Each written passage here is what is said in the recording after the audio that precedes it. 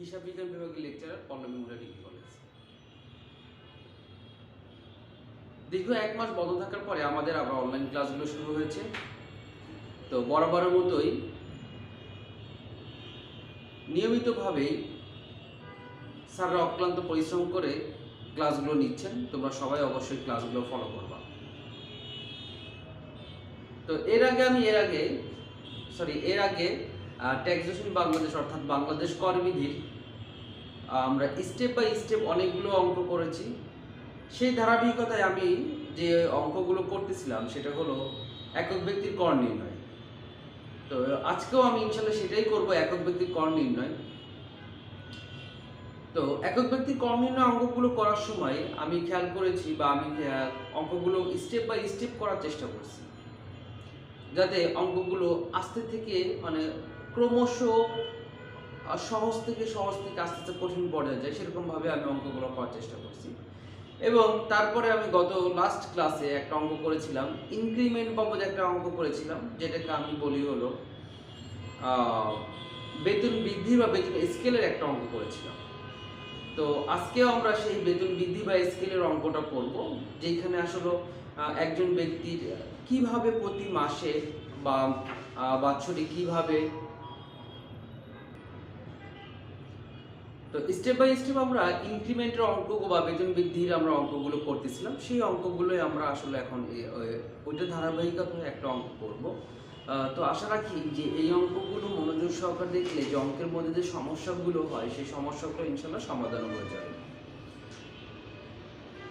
তো চলো আমরা অঙ্কটা শুরু করি। আমি যেভাবে আসলে অঙ্কগুলো করাই সেভাবে আমি অঙ্কগুলো আসলে করব।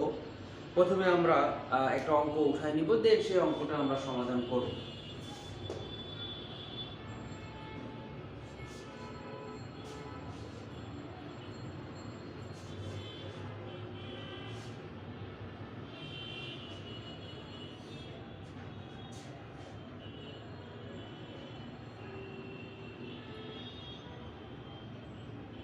জনাব রহমান একটি বেসরকারি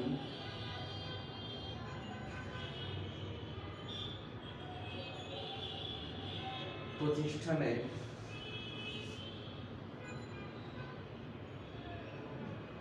ব্যবস্থাপক। 2017 সনের 30শে জুন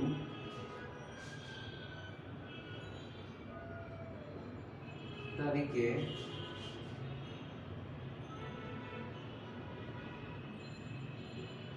সমাপ্ত বর্ষের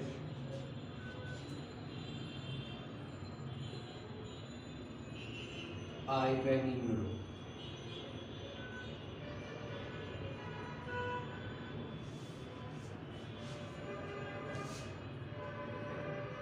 ক নম্বর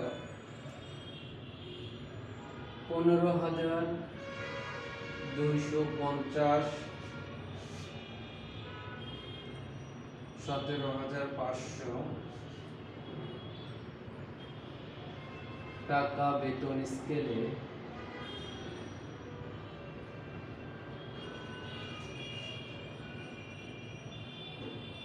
16,000 টাকা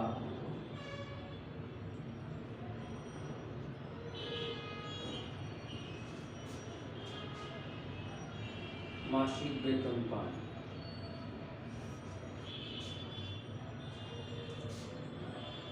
তা বেতন বৃদ্ধির তারিখ 1 নভেম্বর।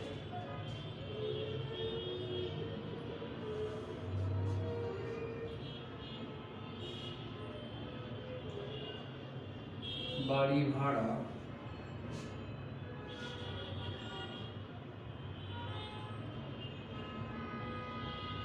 ভাতা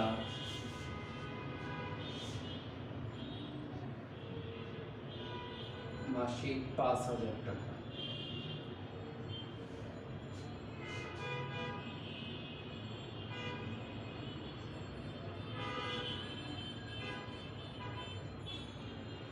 আপ্যায়ন ভাতা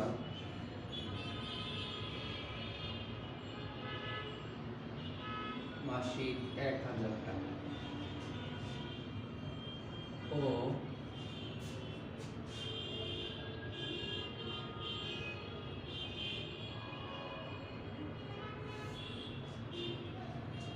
চিকিৎসা ভাতা মাসিক ৫০০ টাকা।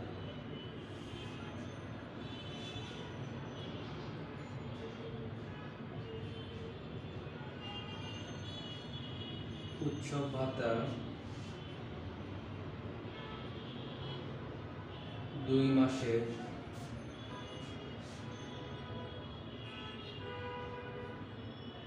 মূল বেতনের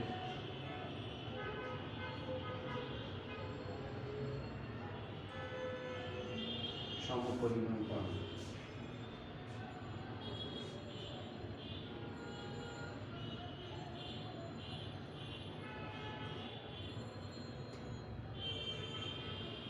ভবিষ্যৎ তহবিলে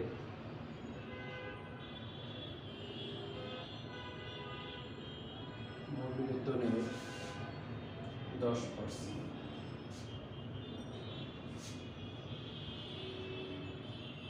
মালিক ও সমপরিমাণ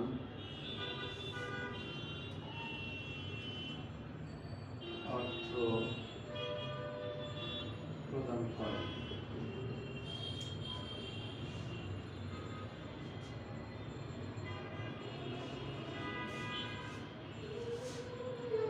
দেন খ নাম্বার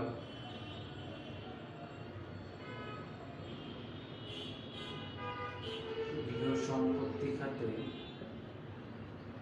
আয়। জনাব রহমানের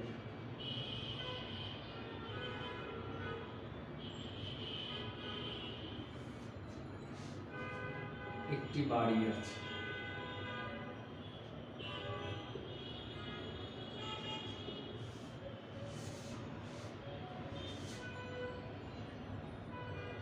উহার অর্ধেক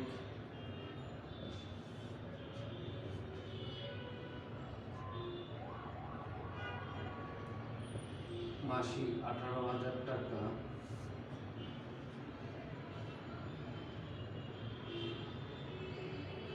ভাড়া দেবে।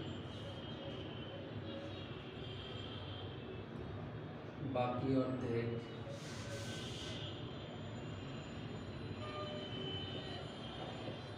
তিনি নিজে বসবাস করেন।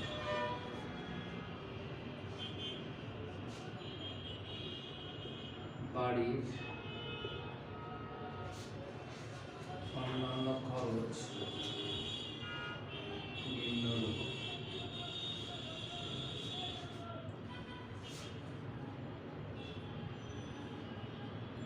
পৌরকর 15,000 টাকা,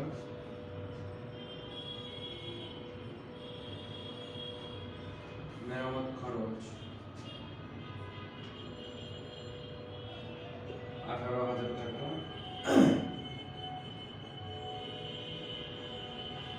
আদায় খরচ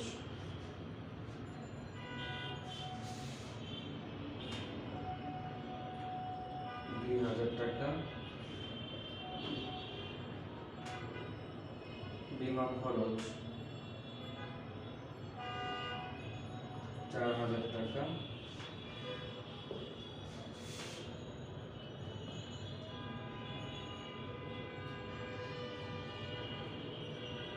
কৃষি আয়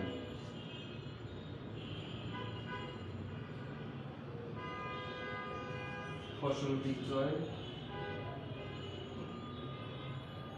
40,000 টাকা।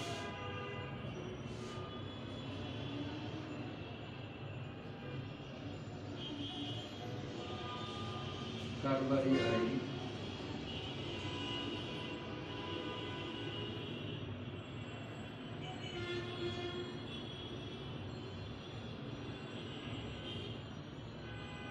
অংশীদারি কারবারের আয় 1000 টাকা।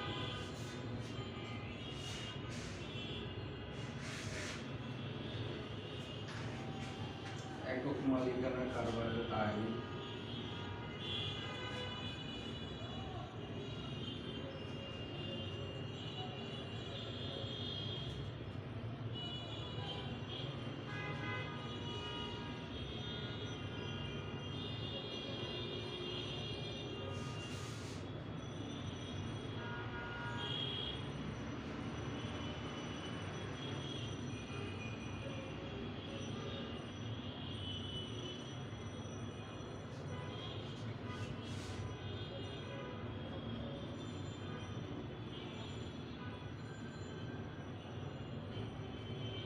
অন্যান্য আয়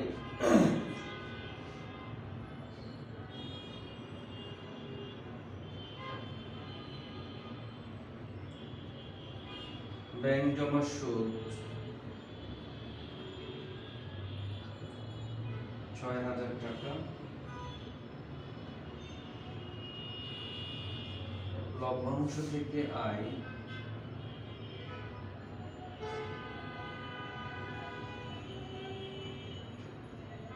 4000 টাকা,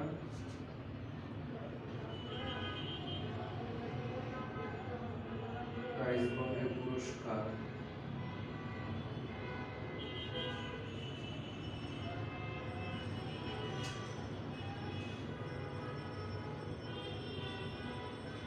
50,000 টাকা। তো এই অঙ্কটা আমরা করব।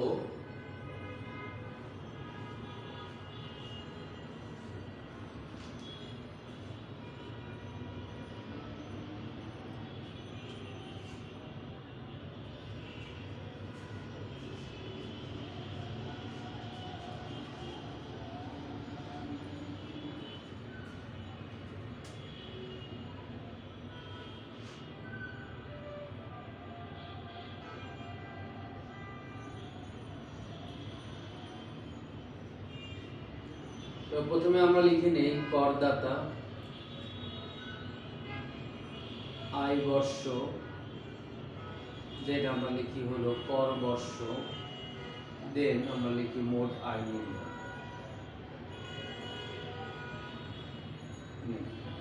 করদাতার নাম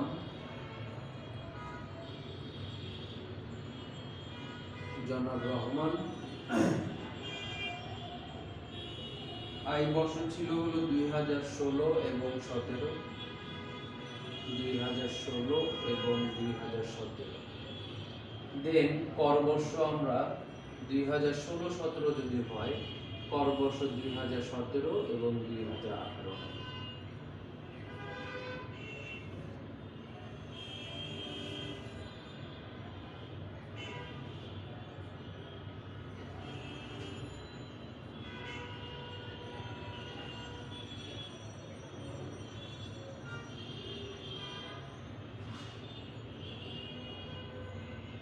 আমরা লিখি আয়ের খাত ও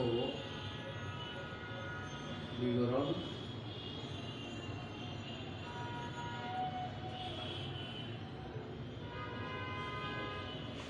তাহলে আমরা জানি প্রথমে লিখি হলো বেতন খাতে আয়, বেতন খাতে আয়, যেটা আমরা লিখি হলো ধারা কত, ধারা 21। তো বেতন খাতায় ধারা 21 এর মধ্যে প্রথমে আমরা জানি কি লিখি, প্রথমে আমরা লিখি হলো মূল বেতন। এখানে কয়েকটা বিষয় আমরা আসলে করব। কি কি করব? আমরা প্রথমে আমরা বেতন অংশটুকু করব, তারপরে গৃহ সম্পত্তি খাতে আয়, কৃষি খাতে আয়, কারবারি আয়, অন্যান্য আয়। আমরা কয়েকটা বিষয় ইনশাআল্লাহ একটার মধ্যেই আমরা করব। তো বেতন খাতে আয় আমরা প্রথমে মূল বেতন লিখব। তা মূল বেতনটা আমি আগে লিখে নেই, তারপরে ইনশাআল্লাহ আমি বোঝানোর চেষ্টা করি। তা মূল বেতন আমরা প্রথমে লিখব হলো কত সালের অঙ্ক, 2000 আয় বর্ষ 2016 সাল, 16 সালের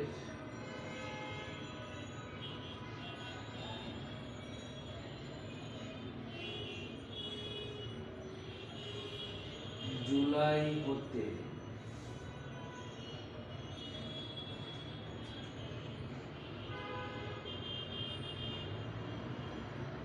অক্টোবর পর্যন্ত। কয় মাস হয়? 4 মাস।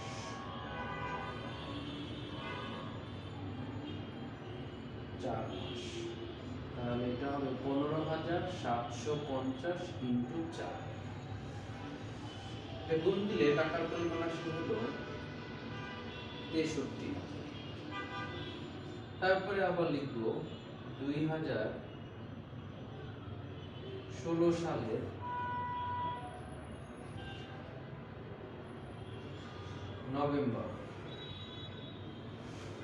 নভেম্বর হতে 2017 সালের কোন মাস পর্যন্ত? জুন মাস পর্যন্ত। এটা হচ্ছে হলো 8 মাস। তো এটা হবে হলো 16,000 ইন্টু 8। এটা গুণ করলে টাকার পরিমাণ আসে হলো 1,28,000। এই দুইটা যোগ করলে টাকার পরিমাণ আসে 1,91,000। এখন এই বিষয়টা আমি একটু বোঝাবো, কারণ আমার এই অঙ্কটা করার পিছনে প্রধান একটা কারণ ছিল হলো এই জিনিসটাও আমি একটু ধরে দেওয়া। আমি আগেই বলছি এটা একটা ইনক্রিমেন্টের অঙ্ক বা এটা একটা বেতন বৃদ্ধির একটা অঙ্ক। এখন আমরা বেতন বৃদ্ধির অঙ্কটা আমরা আসলে বুঝবো কিভাবে? এই যে আমাদের একটা শর্ত দিছে, আমি এই শর্তগুলো নিয়ে এর আগেও অঙ্ক করাইছি। তো এই শর্তটা আসলে বোঝাটা খুব গুরুত্বপূর্ণ। শর্তটা কি আছে আমি আবার একটু বোঝানোর চেষ্টা করি। শর্তটা আছে হলো 15,000, তারপরে হাইফেন দিয়ে আছে 250, তারপরে টোটাল দিয়ে আছে হলো 17,500। কথাটার মানে কি? একজন ব্যক্তি যখন চাকরিতে যোগদান করছেন তার বেতন শুরুতে ছিল হলো 15,000। দেন বলছে প্রতি মাসে তার বেতন বৃদ্ধি পাবে কত? 250 টাকা করে বেতন বৃদ্ধি পাবে। এখন প্রতি মাসে যদি 250 টাকা করে বৃদ্ধি পায়, সর্বশেষ তার বেতন বৃদ্ধি পেয়ে থামবে হলো 17,500 পর্যন্ত। এরপরে তার আর বেতন বাড়বে না। এখন তারপরে বিষয়টা কি দাঁড়াচ্ছে? তার মানে দাঁড়াচ্ছে হলো প্রতি মাসে তার বেতন 250 টাকা করে বাড়তে বাড়তে 17,500 হবে। এখন আমাদের এখানে একটা কন্ডিশন দিয়েছে, বলছে এত স্কেলে, এখানে কিন্তু এগুলো থেকে বোঝায় 15,000 থেকে 250 থেকে 17,500, এটা কিন্তু মাইনাস না, অনেকে মাইনাস ভেবে বসে, এটা মাইনাস না। এখানে লেখা আছে বেতন স্কেলে 16,000 টাকা মাসিক বেতন পান। তার মানে 16,000 টাকা কখন মাসিক বেতন পাইছে এটা বুঝতে হবে। তার তো বেতন শুরু হয়েছিল 15,000 টাকা দিয়ে, 16,000 টাকা হচ্ছে কখন? 250 টাকা করে বাড়তে বাড়তে প্রতি বছরে বাড়তে বাড়তে 16,000 টাকায় আসছিল। এখন আমার কথাটা হলো যে তার বেতন বৃদ্ধির তারিখ হলো 1 নভেম্বর। তাহলে 16,000 টাকায় যদি বেতন বৃদ্ধি পায় নভেম্বরের 1 তারিখ থেকে, তাহলে তার আগের মাসে বেতনটা কত ছিল সেটা কিন্তু বুঝতে হবে, যে তার আগের বছর বেতনটা কত ছিল।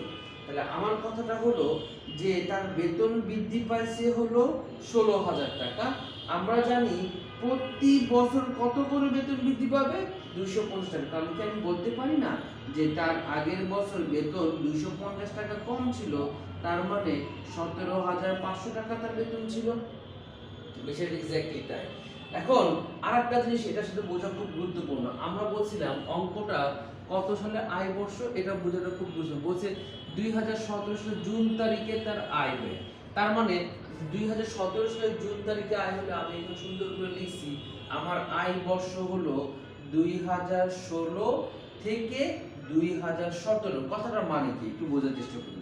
আমরা জানি এইখানে 6 মাস আছে, এইখানে 6 মাস আছে। তার মানে এইখানে আছে হলো জুলাই হতে ডিসেম্বর 6 মাস, এবং এইখানে আছে হলো জানুয়ারি থেকে জুন পর্যন্ত 6 মাস। এখন কথা হলো তার বেতন বৃদ্ধি পাইছিল কবে? তার বেতন বৃদ্ধি পাইছিল হলো নভেম্বর মাসে। এটা কিন্তু বুঝতে হবে, তার বেতন বৃদ্ধি পাইছিল হলো নভেম্বর মাসে তার বেতন বৃদ্ধি পাইছিল। তার মানে কোন সালে বৃদ্ধি পেয়েছে? 2016 সালের নভেম্বরে। এখন আমার কথাটা হলো 2016 সালের নভেম্বর যদি বৃদ্ধি পায়, তাহলে আমরা তো জানি এখানে শুরু হয়েছিল জুলাই থেকে। তাহলে নভেম্বরের আগে কি কি মাস আসছিল আমরা খেয়াল করি। আমরা বলতে পারি মূল বেতন 2016 সালে জুলাই হতে অক্টোবর পর্যন্ত, অর্থাৎ বেতন বৃদ্ধি পাওয়ার আগে জুলাই, আগস্ট, সেপ্টেম্বর, অক্টোবর এই 4 মাস পর্যন্ত তার বেতন ছিল হলো 15,750 টাকা করে, 4 দিয়ে গুণ করে 63,000। আর বেতন বৃদ্ধি পাচ্ছে কবে বলেই দিচ্ছে, বেতন বৃদ্ধি পাবে হলো 1 নভেম্বর থেকে। 1 নভেম্বর মানে নভেম্বর সহ।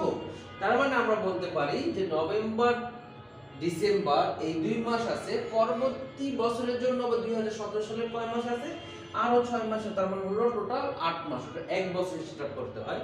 তাহলে নভেম্বর থেকে ডিসেম্বর, জুন মাস পর্যন্ত, অর্থাৎ নভেম্বর 2016 সালের নভেম্বর থেকে ডিসেম্বর এবং 2017 সালের জানুয়ারি থেকে জুন মাস পর্যন্ত টোটাল 8 মাসের বেতন বৃদ্ধি পাবে ওই বৃদ্ধি অনুসারে 16,000 টাকা করে। তাহলে তার বেতনটা হবে হলো 1,91,000। ওকে, তাহলে এটাই হলো আমাদের আসলে বেতন বৃদ্ধির নিয়মটা। আশা করি তোমরা সবাই ভালো মতো বুঝছো। তারপরও যদি তোমাদের কারো বুঝতে সমস্যা হয় অবশ্যই তোমরা কমেন্ট করবা, দরকার হলে এই বিষয় নিয়ে আমি আরো ডিটেইলস আলোচনা করব। আসলে বিষয়টা হলো কি যে এইভাবে ক্লাস নেওয়া খুব দুষ্কর হয়ে পড়ে, স্টুডেন্টরা আসলে প্রশ্ন করার সুযোগ তো থাকে না। তা আমার কথা হলো তোমাদের প্রশ্নটা অবশ্যই কমেন্টে উল্লেখ করে দিবা। যদি তোমরা বুঝতে না পারো ইনশাআল্লাহ আমি পরবর্তী পর্যায়ে আরো ডিটেইলস আলোচনা করে দিব। যদিও আমি আশা করি ইনশাআল্লাহ তোমরা বুঝতে পারবা, তারপর কারো সমস্যা হলে সেটা নিয়ে ইনশাআল্লাহ বলবা।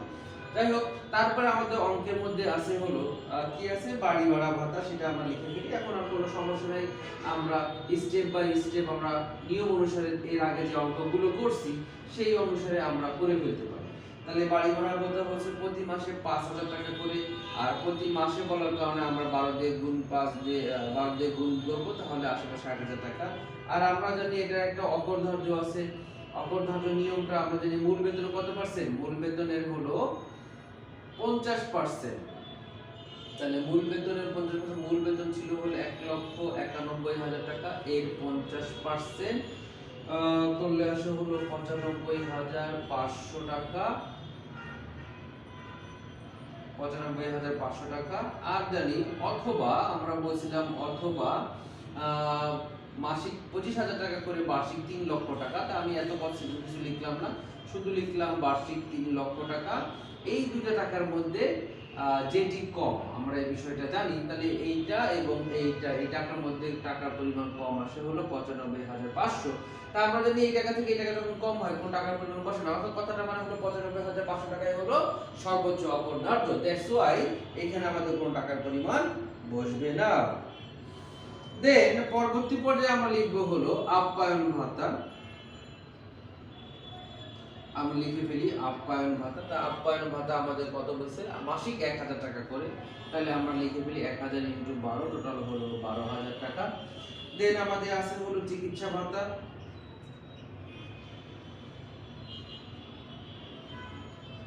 চিকিৎসা ভাতা, এটা আমাদের চিকিৎসা ভাতা আছে হলো প্রতি মাসে 500 টাকা করে। তাহলে 500 × 12, তাহলে এটা টাকার পরিমাণ আসে হলো 6,000 টাকা। বাদ আমরা দিব হলো অপরধার্য।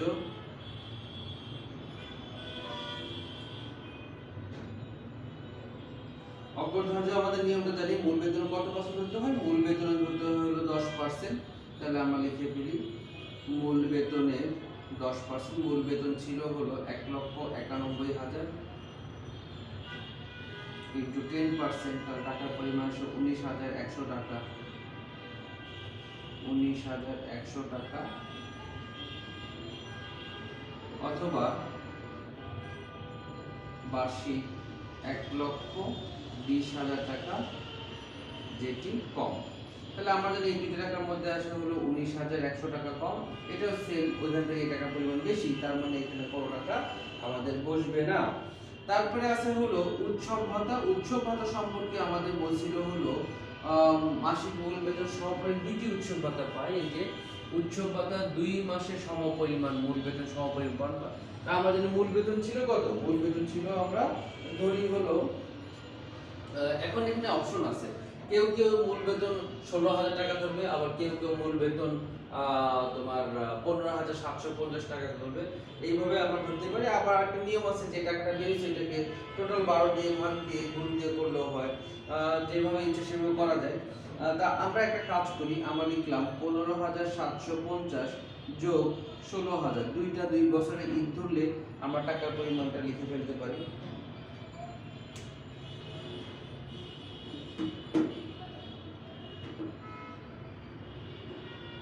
$15,750 যোগ 16,000 টাকা, তাহলে টাকার পরিমাণ আসে হলো 31,750 টাকা।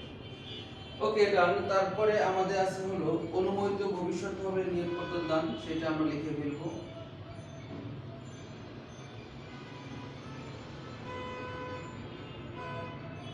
অনুমোদিত ভবিষ্যৎ তহবিলে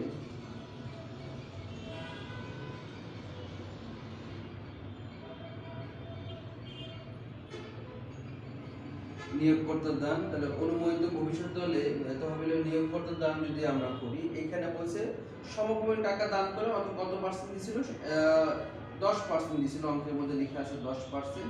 তাহলে এটা ক্যালকুলেশন করলে আসে হলো 19,100 টাকা। তো এই টাকাগুলো সব যোগ বিয়োগ করলে যে টাকাটা আসবে সেই টাকাটা আমরা লিখবো। তো টাকার পরিমাণটা আসে হলো 19,100 যোগ 12,000 যোগ 1,91,000। দেন সবগুলো যোগ করলে আসে হলো 2,53,850 টাকা। 2,53,850 টাকা। তাহলে এটা আমরা পেয়ে গেলাম বেতন খাতে আয়। এটা আমরা এখন স্টেপ বাই স্টেপ শেষ করলাম। প্রথমে আমরা বেতন খাতে আয় করলাম। আশা রাখি এখানে কোনো প্রকার সমস্যা নাই, কারণ এই বিষয়গুলো এর আগে আমি অনেকবার আলোচনা করেছি, তো সমস্যা আশা করি হওয়ার কথা না। দেন আমরা করবো হলো গৃহ সম্পত্তি খাতে আয়। স্টেপ এখন আমার তো আসলে জায়গা নেই, দ্যাটস ওয়াই আমি এটা মুছে ফেলবো। মুছে ফেলার পরে আমরা গৃহ সম্পত্তি খাতে আয়টা করবো।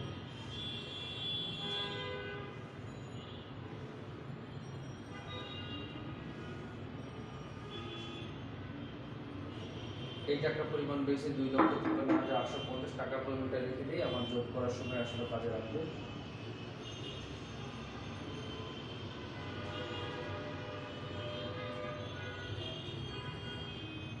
তারপরে আমরা করবো হলো গৃহ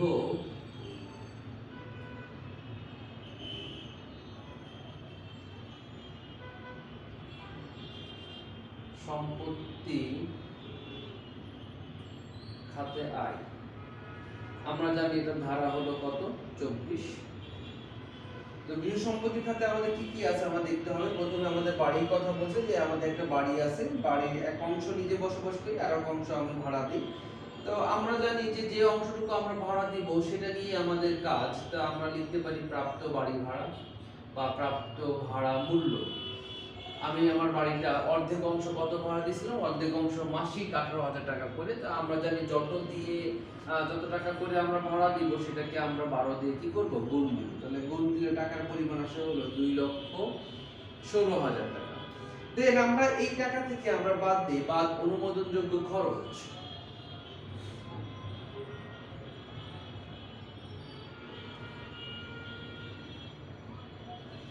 তো অনুমোদনযোগ্য খরচ লিখে আমরা প্রথমে আমরা লিখতে পারি মেরামত ও রক্ষণাবেক্ষণ খরচ। আমরা জানি একটা জিনিস আমি আসলে অনেকবার আলোচনা করেছি, আবারও করতেছি, গৃহ সম্পত্তি খাতে আয় নির্ণয় যখনই করা হয় এটার একটা বিষয় আমাদের জানা লাগবে, সেটা হলো মেরামত ও রক্ষণাবেক্ষণ খরচ। এবং এই মেরামত ও রক্ষণাবেক্ষণ খরচ আমরা বলছিলাম আবাসিক উদ্দেশ্য হলে 25% এবং বাণিজ্যিক উদ্দেশ্য হলে কত পার্সেন্ট ধরা হয়, 30% ধরা হয়। তাহলে এটা যেহেতু কোনো কিছু বলা নাই, না বলা আছে, বলছে নিজে বসবাস করেন, আর একটা হলো তিনি ভাড়া দেন। তাহলে ভাড়া দেন বলতে বোঝাচ্ছে বসবাসের জন্য ভাড়া দেন, তার মানে হলো আবাসিক উদ্দেশ্যে। আর যদি বাণিজ্যিক উদ্দেশ্য হলো কোনো প্রতিষ্ঠান, ব্যবসা প্রতিষ্ঠান ভাড়া দেওয়ার কথা বলা হতো। তো এরকম কিছু বলা নাই বিধায় আমরা ধরে নিই এটা অবশ্যই আবাসিক উদ্দেশ্যে। তাহলে আমরা লিখতে পারি মেরামত ও রক্ষণাবেক্ষণ খরচ। তাহলে মেরামত ও রক্ষণাবেক্ষণ খরচ কত ধরবো, ওই 2,16,000 টাকার উপরে কত পার্সেন্ট, 25%। তো 25% ধরলে টাকার পরিমাণ আসে হলো 54,000 টাকা। দেন আমাদের আর আছে হলো পৌর কর। তো আমরা পৌর কর আছে কত সেটা আমরা দেখবো। পৌর কর আছে হলো 15,000 টাকা। যেহেতু পূর্ণাঙ্গ বাড়ির অর্ধেক অংশ আমি বসবাস করি আর অর্ধেক অংশ ভাড়া দেই, তার মানে এটা অর্ধেক অংশ ধরতে হবে। খুবই সহজ কথা।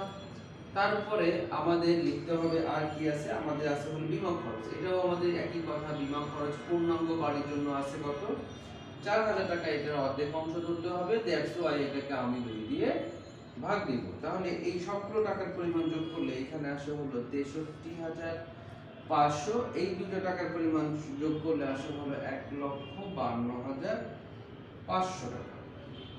দেন আমরা শেষ করে বললাম গৃহ সম্পত্তির খাতে আয়। দেন গ নাম্বার আমাদের দেয়া আছে হলো কৃষি আয়। কৃষি আয় এখানে খুবই সহজ, কোনো বেশি কিছু দেয়া নাই।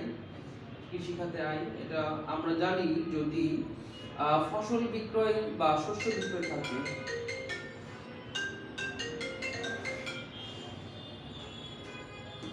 খাতে আয় আমরা জানি ধারা কত, ধারা হলো 26। এখন আমরা জানি যে ফসল বিক্রয় থাকলে সেটার একটা অনুমোদনযোগ্য খরচ আছে। ফসল বিক্রয় টাকার পরিমাণ টোটাল দেওয়া ছিল কত, টোটাল হলো 40,000। আমরা জানি যে এটার একটা বাদ অনুমোদনযোগ্য খরচ আছে। তো অনুমোদনযোগ্য খরচ আমরা কত পার্সেন্ট ধরি, 60% ধরি।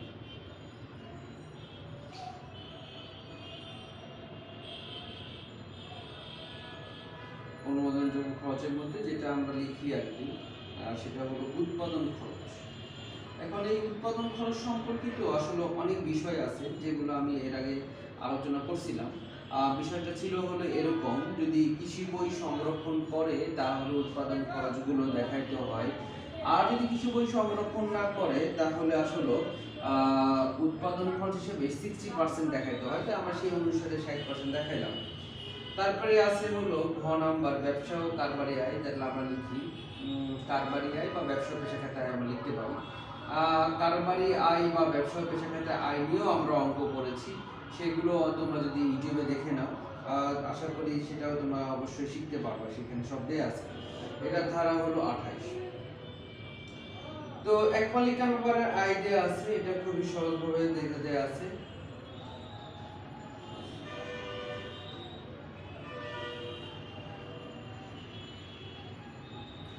এক মালিকানা কারবারে আয় এটা দেয়া আছে হলো 55,500। এইখানে আমাদের দেয়া আছে গত বছরের লোকসান। তাহলে আমরা গত বছরের লোকসানটা আমরা লিখে ফেলি।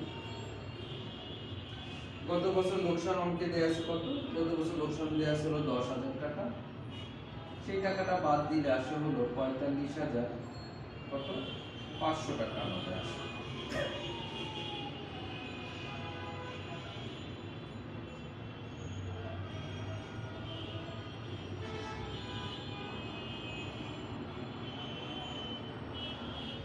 দেন আমরা উপর থেকে একটু মুছি, আমাদের এগুলো শেষ হয়ে গেছে।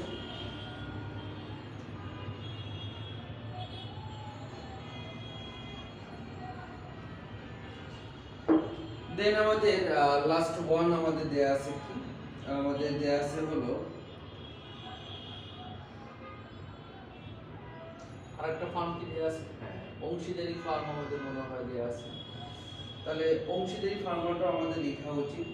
তো এটা অংশীদারি ফার্ম নিয়ে আসলে আমরা অঙ্ক করি নাই, তো আমরা ইনশাআল্লাহ এটা নিয়েও আমরা অঙ্ক করব আশা রাখি। তো এখানে আমি লিখে যতটুকু বোঝানো সম্ভব ততটুকু লিখে দিই।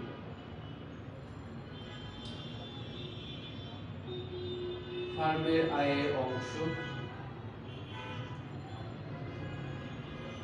এটা ধারা হলো 43(3).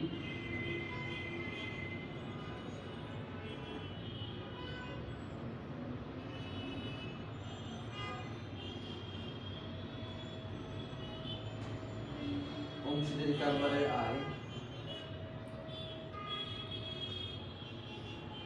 টাকার পরিমাণ যেহেতু একটা আছে আমি এখানে বসাই দিই 60,000 টাকা।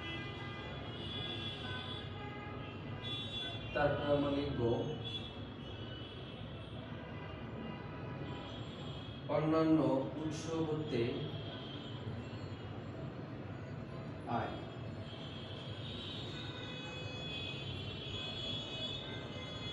এটা হলো ধারা 33। এটা আমরা লিখতে পারি প্রথমে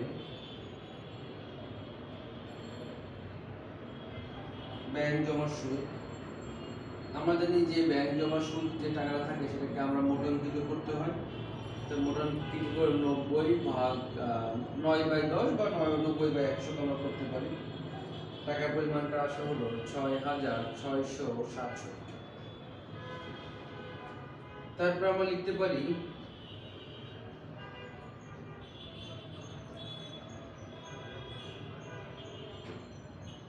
লভ্যাংশ থেকে আয়, সেটা হলো 27,000 ভাগ 90 গুণ 100। এটা টাকার পরিমাণ হলো 30,000। বা আমরা লিখবো অকরধার্য 25,000। তাহলে টাকার পরিমাণ আসা হলো 5,000। দেন আমাদের লাস্ট অন টাকার পরিমাণ আমরা লিখবো প্রাইজ বন্ডের পুরস্কার।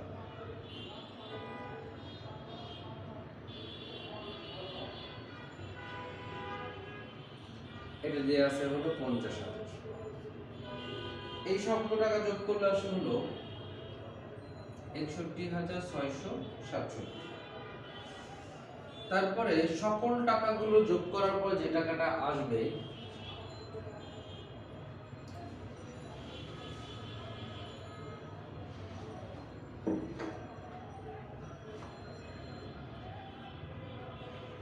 সেটাই লিখবো হলো আমরা মোট আয়।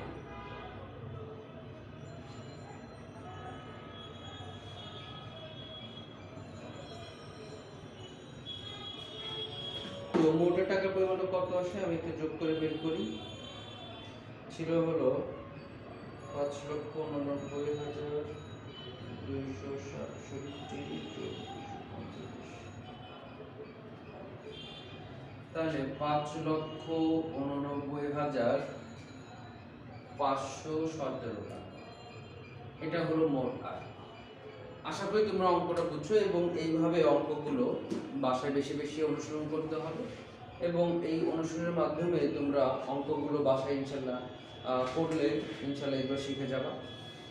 তো তোমাদের অবশ্যই এই অঙ্কটা বা যদি বাসায় আরেকবার করো, এই যে যে বিষয়গুলো আলোচনা করছি সেটা নিয়ে ইনশাল্লাহ অনুসরণ করলে এগুলো আয়ত্তে চলে আসবে। বারবার আসলে করতে হবে, তাহলে যে ট্যাক্সের বা বাংলাদেশ করবিধি অঙ্কের যে নিয়মগুলো আছে সেই নিয়মগুলো আসলে মুখস্থ হয়ে যায়। তো বারবার অনুশীলনের কোনো বিকল্প নেই। সবাই সুস্থ থাকবা, ভালো থাকবা, সবার জন্য দোয়া করবা এবং সবাইকে আবার জানাচ্ছি হ্যাপি নিউ ইয়ার।